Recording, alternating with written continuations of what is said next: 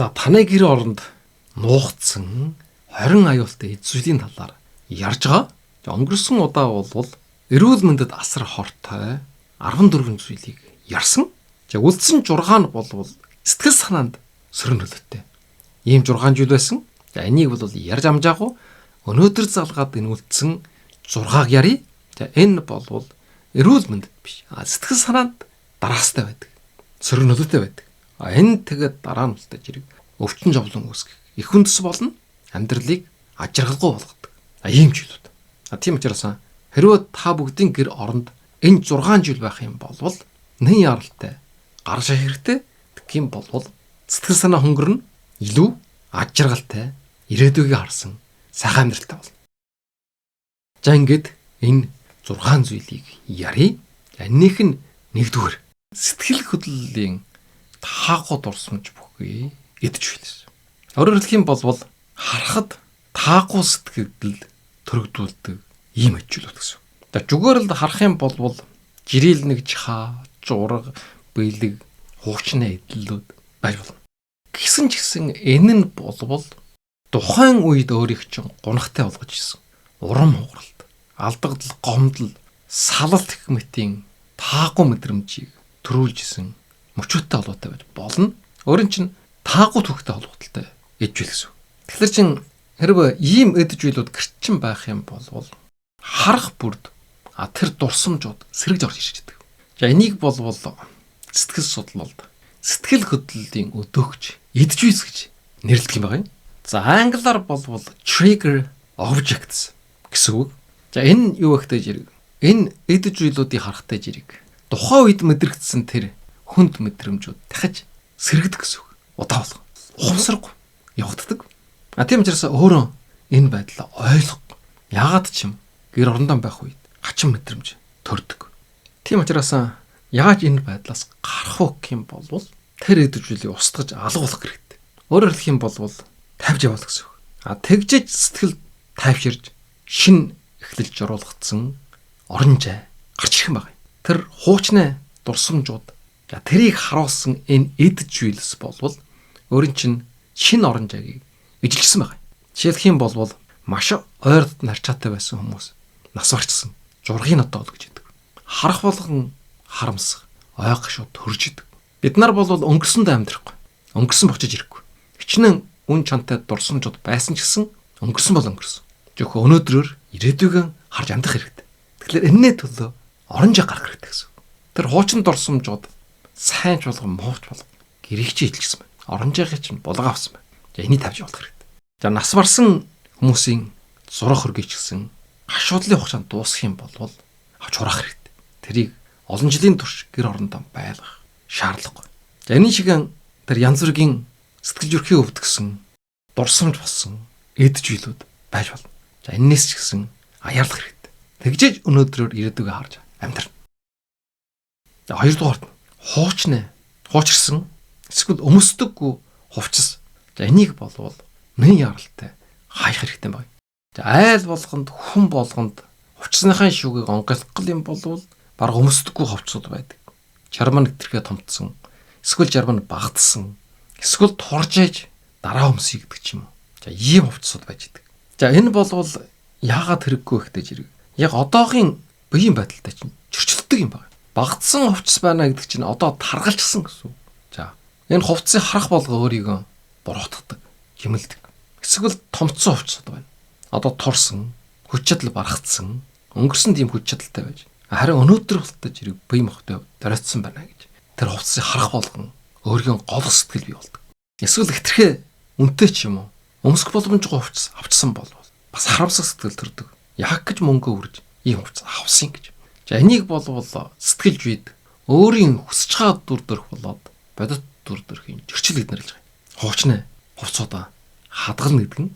Тэгэхээр эндээс юу өсөх вэ? Сэтгэл готрол, өөрийн голох мэдрэмж, урам хугаралт өсдөг. Би өнгөрсөнд ийм сайхан залуу байсан, ийм сайхан эмэгтэй байсан гэх чиргээр. Тийм учраас хуучин хувцсан чигчилнэ устгана гэдэг бол өөрийнхөө яг одоогийн байгаа байдлаараа хүлээн зөвшөөрөх алхам гэж байгаа. Энийг хүлээн зөвшөөрж ижил одоогийн амьдралдаа сэтгэл хангамжтай бол. Одоогийн амьдралдаа сэтгэл хангамжтай байна гэдэг бол ажиргалтай байгаагийн шин тэмдэг. За 3 дугаард нь сэтгэлийн дарамт үжүүлдэг хэтэрхээ олон эд хогшлууд. Гэр дүрэн эд хогшил жолоолцсон байдаг. Шүүгэнд багтахгүй олон хувцастай. Ширээн дээр нь овоорсон олон бичиг цаастай. Хэрэглэхгүй мөрдлөө хайж чадахгүй. Хүүхдийн хуучин тоглоом байна. Эвдэрсэн гэрийн эдэл хэрэгслүүд шин хуучин. Хуучин байхгүй. Шинээр худалдаж авчхаад хэрэглээгүй. Боодол баглагын жадлаачихгүй юмнууд хүртэл байж яадаг. Ер нь л одоо юм болгон хөлөрж идэг ийм айлууд байдаг. За энэ болвол чивэрлээгүй зүйл хэтэрхий олон байна. Тэгсэн мөртлөө чивэрлж чаддаггүй. Хожээ нэг өдөр чивэрлж сайхан болно гэсэн ийм одоо сэтгэлийн далд дарамттай амьдардаг. Оюун санааны ачааллыг нэмэгдүүлж байгаа юм. За энийг болвол сэтгэл судлалд харагдах эмх чамбараагүй байдал гэж хэлдэг. За энэ харагдах эмх чамбараагүй байдал нь болвол юуг илэрхийлж ийнө хөхтэй зэрэг. Ганцхан өөрийн чинь гэр оронд хөглөрсөн гэдэг зүйл биш. Энэ болвол өөрийн чинь сэтгэлийн эмх чамбараагүй байдлыг бас илэрхийлдэг гэж байгаа юм. Тэрнтэй тэнцүү ойлголт. Ийм орчинд байна гэдэг болвол сэтгэл санаа ч гэсэн эмх чамбараагүй хөглөрсөн байдаг. Тэгээд анхаарал төвлөрөх чадвар маш солорно, шийдвэр гаргах бүтээл сэтгэл гэжсэн буурна. Сэтгэлийн готрол, бохимдол, ядрал үүсэх эрсдлийг эрс нэмэгдүүлдэг. Илүү их тогшил гэдэг болвол илүү их стрессийг бий болгодог. Тийм учраас хэтэрхээ их эджүүлтэй байхын оронд бага боловч чанартай, хэрэгтэй зүйлтэй байх. Ийм амьдралын хэв маягийг сонгох хэрэгтэй. За энэ нь болвол бид нар урд нь бас ярьж өнгөрсөн минималист амьдрал юм. Өөрдөө хэрэгтэй хамгийн наадчахын эдэл хэрэгсэлтэй байх. За энэ болвол шинэ үеийн амьдралын хэв маяг болж байгаа. Тэгхийн болвол сэтгэл санаагийн амраадаг, төвлөр сайтай, бүтэмж сайтай, амар тайван амьдралыг бий болгож чаддаг. Эмхэлж чигчилнэ гэдэг болвол зөвхөн гэр орноо эмхэлж чигчилж байгаа юм биш. Тархаан сэтгэлэн гэсэн эмхэлж чигчилж байгаа ийм үйл явдал. Тийм учраас гэртэн байгаа хэрэггүй эд зүйлсийг бүгдийг гаргаж хаях хэрэгтэй. За сүүлийн үед бол манай амьдрал бол нэлээд ийм хандлагатай болсон. Минималистын олон ном чухлуудыг уншсан, ярьж тайлбарласан, тэрний нөлөөгөөр болвол амьдрал маш эмгчгчтэй, маш үр бүтээлтэй, эндээсээ маш их аж аргалтай сэтгэл хангалуун амьдарч байгаа. За дөрөвдүгээрд нь гэр оронд айлгаж болохгүй нэн яралтай гаргаж хаях ёстой зүйл нь юу гэх юм болвол хагарсан, чуурсан аяг тавга шилэн эдлүүд. За ийм аяг савнд уусан чайж, эдсэн хоолч гэсэн амтгүй санагддаг. Адилхан жураастай юм шиг, хагарсан юм шиг мэдрэмж төрүүлдэг. За энэ болвол өөрийнхөө ховь тавилангийг яг энэ хагарсан, чуурсан аяг шаажинтай жирж байгаа. Миний амьдрал, миний ховь тавилан болвол энэ аяг тавхтай адилхан гэж. Эннээс илүү дээгүүр юм хүртэх хэрэггүй гэж. Ийм даалтайхаа болж тэр нь өөрийн чинь итгэл үнэмшил болж хувирдаг. Хагарсан, чуурсан тэр амьдралтайгаа эвдэрж ийн гэсэн үг л дээ. Тэрнийх нь бэлэг тундаг гэсэн үг. Тийм учраас ийм эвдэрсэн зүйлийг хайж гинэ гэдэг нь болвол зөвхөн нэг чуурсан аягийг хайж байгаа юм биш. Өөрийгөө бүр илүү дээд зүйлийг хүртэх эрхтэй гэдгийг сануулж байгаа, итгэж байгаа. Тэр нь түрх анхны алхам юм байна. Бүтэн аяг нь цай уух юм болвол, бүтэн хувцас өмсөд явах юм болвол таны чай илүү амттай, таны бие илүү дулаан, өөртөө ихтэй болж чадна. За энэ болвол сүсэг бишрэл талаас нь бас ярддаг. Хагарсан, чуурсан, эвдэрсэн эджүүл хэрэглэнэ гэдэг болвол бас одоо тийм зүйлийн бэлэгдэл юм аа гэж. Тийм учраас аль аль талаас сэтгэл зүй талаас нь сүсэг бишрэл талаас нь жохомжгүй гэсэн. Хэрвээ танай гэр оронд өнөөдөр ямар нэгэн эвдэрсэн, муутсан, хагарсан, эмтэрсэн эджүүл байх юм болвол нэн яралтай гаргаж ших хэрэгтэй. За 5 дугаард нь хэрхэн таардаггүй оймос, дотоож, дотор хувцас битээ хэрэглэж байгаа. Байх юм болвол гарч хай. За энэ болвол өрөөсөн оймос ч юм уу эсвэл хэрхэг жураас нь таарахгүй ийм оймос, дотор хувцас. Өмсөх юм болвол эв хав муутай. Хэтэрхээ томцсон ч юм уу. Хэтэрхээ бариуч юм. Өнгө будах хэлвэр загвар чаг уйн таарахгүй ч юм.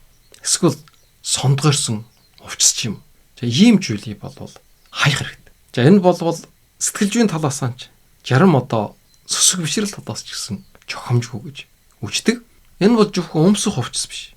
өөрийгөө үнэлж байгаа, анхаарж байгаа сэтгэлжийн үнэлэмж гэж ойлгох хэрэгтэй. Өөрийгөө хөндлөж байгаа. За, ийм хэл гэсэн. Гутал гэвэл хосороо байдаг ч хэл. Гэтэл өөр чи өрөөсөн гутал үлдсэн байвал энэ эвгүй сэтгэл төрөл. Хувцас гэдэг бол яг өөр чин таардах байдлаар үйлдвэрлэсэн ч гэдэг ч юм уу. Эсвэл сонгож аваад өмсөж эдэлж хэрглэж идэг ч. Гэтэл хэтэрхээ баг ч юм уу.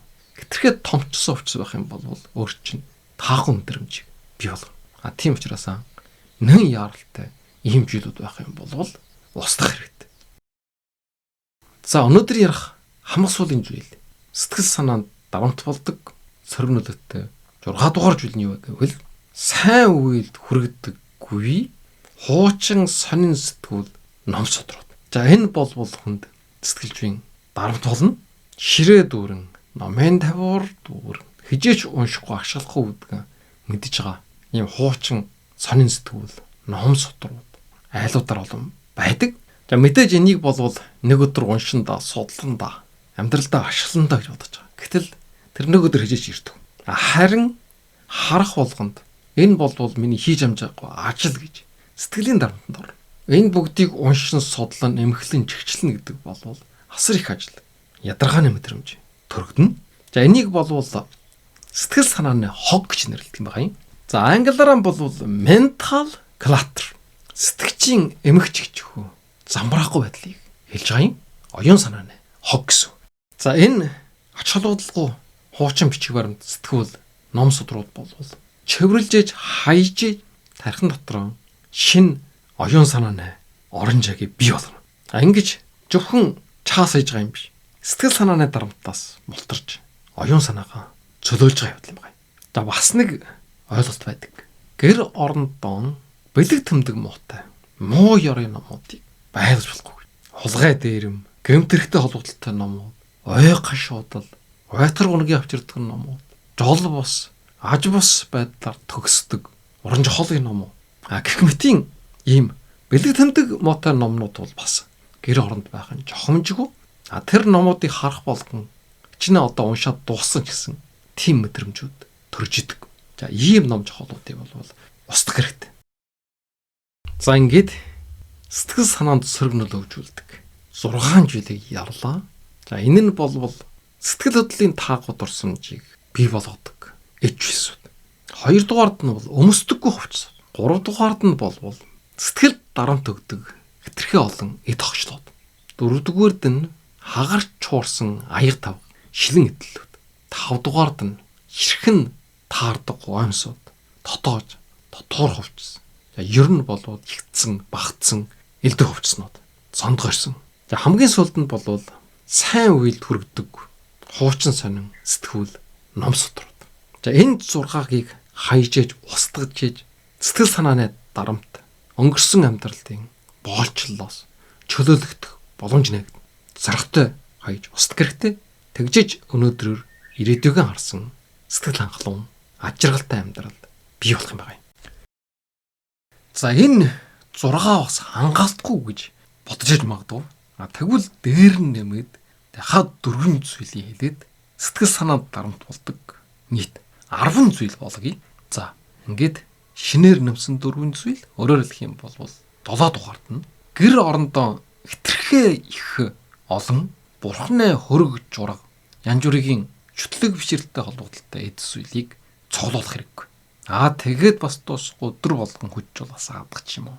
За, энэ бас дийлэнх тохиолдолд сэтгэл санаанд дарамт болдог. Зөвхөн тухайн шашных нь зан үйлийнх нь хүмүүс гэр орно нь тийм байд болно. Гэтэл жирийн орчин үеийн соёлтой шинжилгээ ухаанд итгэдэг хүмүүсийн хувьд өөрийнхөө гэр орныг сүм хэд болгож болохгүй. За, энэ янз бүрийн байдлаар сэтгэл санаанд дарамттай байдаг. Тэрнээс чөлөөлөх хэрэгтэй. За, 8 дугаард.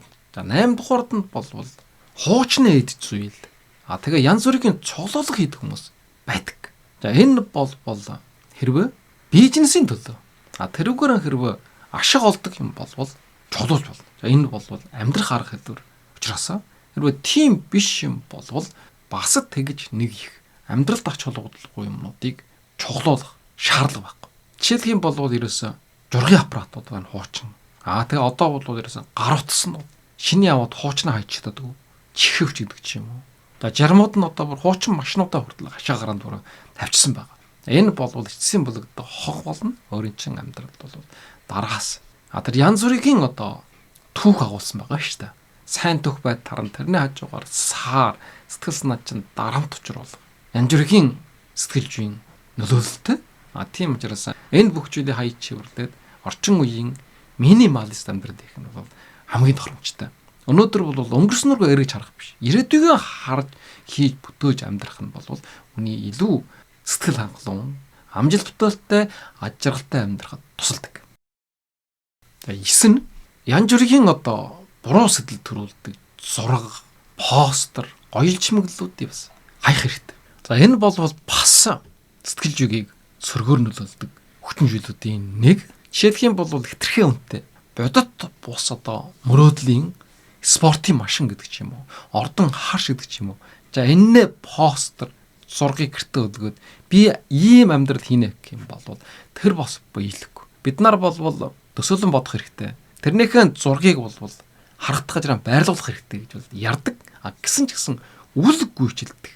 Хэтэрхий өндөр мөрөөдлийн зүйлийг бол бас байлгах хэрэггүй. За бас одоо таагууд орсомжийн аяллаа жургууд байж байна.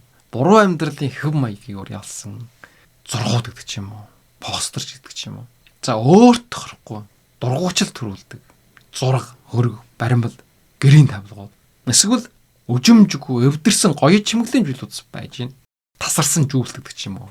Ургацсан зураг гэдэг ч юм уу. Гэрт байхлаар нэг л сэжигтэй санагддаг янз бүрийн одоо өжмөрийн зүйлүүд байж байна. Хаанаас хэн яах гэж худалдаж авчаар тавьсан мэддэггүй. Дараах нь бол хуучин дурслын зүйлүүд. Жишээлх юм бол салсан найз, эсвэл хамтрагчийн хамтах болсон зураг. Бэлгэлсэн одоо үнд эдлүүд байдаг. Бугавч гэдэг ч юм уу, бөөгж гэдэг ч юм уу. Эсвэл одоо гараараа бичсэн хайрын жагтал, тэмдэглэл гэдэг ч юм уу. За эсвэл чуг явсан аяллаа дурсгалж билүүд энэ тэндээ судалдаж авсан. Хамгийн сүүлд хамт худалдаж авсан эдэж бил. Гэгэн мэтийн салсан найз таагүй харилцаатай холбоотой. Хуучнаа дурсгалж билүүдээ бол хайрлахгүй, устгаж болно. За хамгийн сүүлд нь хэтэрхий олон дуусаагүй жижиг төслүүдийг орхиж болно. За энэ дотор бол хижээ нэг өдөр уншина гэж одоо хураасан, хагас уншсан номнууд. За эсвэл эхлүүлсэн ч гэсэн орхигдсон одоо гар урлалын бүтээлүүд байж байдаг. Хагас журсан зураг, хагас хийсэн сүлжмэл, гэх мэтийн дутуу орхисон ажлууд. Энийг хайж чивэрлэл. Эсвэл дутуу орхисон ном, боолог, тэмдэглэлүүд. За энэ ч гэсэн чивэрлэл бол. Ном бичиг бол дахиад шинээр өгч бол. Гэрийн жижиг засварууд бас байдаг. Засж байгаа дунд нь ороо орхичихсан. Хайж чивэрлэх хэрэгтэй. Тэгээд шинээр авдаг ч юм уу. Эсвэл угаасаа тийм жил хэрэггүй байсан байл бол. За ерөнхийд нь 2 удаахан ярьсан 20 жилийг дүгнжлэх юм бол гэр орон гэдэг бол бидний орон аюулгүй мэдрэмжийн бааз суурна. Гэтэл гэр оронд байж байгаа эдэж зүйлс. Тэр болгоо анжаахдахгүй ч гэсэн бидний сэтгэл зүй, эрүүл мэнд, амьдралын чанарт өдөр болгон нөлөөлж идэг. Жишээлх юм бол жарамж байсан өнгөрснөө таагүй дурсамжуудыг бучааж авчирдаг. Дахин давтаж мэдрэгдүүлдэг. За жарам нь бол эрүүл мэндэд аажмаар хор хүргэж идэг. Энэ нь бол шинэ жил ухаанаар батлагдсан. Тийм учраас энэ 20 жилийн хор уршгийг таньж мэдэрнэ. Гэр орноос гарч хайна, цэвэрлэнэ гэдэг бол зөвхөн юм хайж байгаа юм биш. Өөрийгөө хайрлаж байгаа. Гэр орондоо амьсгах оронжай бий болгож байгаа. Анхны алхам гэсэн. Энэ 20 зүйлийг гарч хайшина гэдэг чинь зөвхөн хогоон чөрлөж юм биш. Өнгөрснөө тавьж явуулж байгаа юм.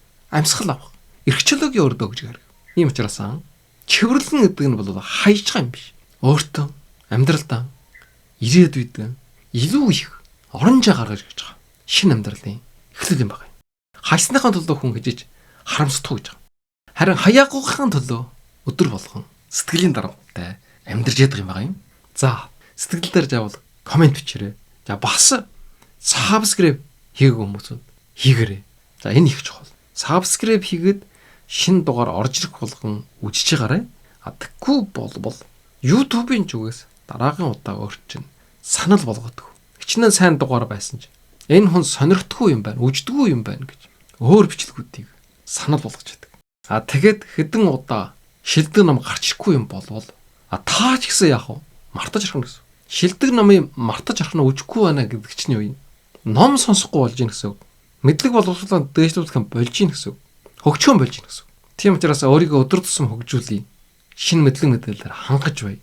Номтой хүн болъё гэх юм болвол subscribe хийгээд удаа болгоны дугаарыг сонсож явах хэрэгтэй. Тэгвэл тэр хэмжээгээр хөгжөөд чаг уяас хаяхдаггүй, эрүүл, аж жаргалтай, сэтгэл хангалуун амьдрах болчиход. Бас энэхэн жирэгч шилдэг номыг үргэлж сонсож байгаа сэтгэл бичээд дэмжиж тавьж байгаа та бүхэнд бас маш их баярлалаа. Энэ болвол бусад подкастууд, YouTube-ийн бичлэгүүдээс ялгаатай. Энэ болвол хамгийн сүүлийн үеийн мэдлэг боловсрол, мэдээллүүд, ном жохол, эрүүл мэнд, сайхан, ололт хамжилт, өөрийгөө хөгжүүлэх, бөхжүүлэлтэй холбогдлолтой чиглэлүүдээр эрдэм бэлэг мэдлэг ухааны талаар ярьдаг. Ийм сэдвийг сонирхдаг, сонсдог хүмүүс болвол тийм олон биш. Цөөхөн байдаг. Дийлэн хүмүүстэй жугаач ингээл хөөсөн, чаг нөхчөөс гэсэн ч гэсэн амьдрал дээрээс нэх утга учир олгодог. Тийм сувгуудыг үчдэг.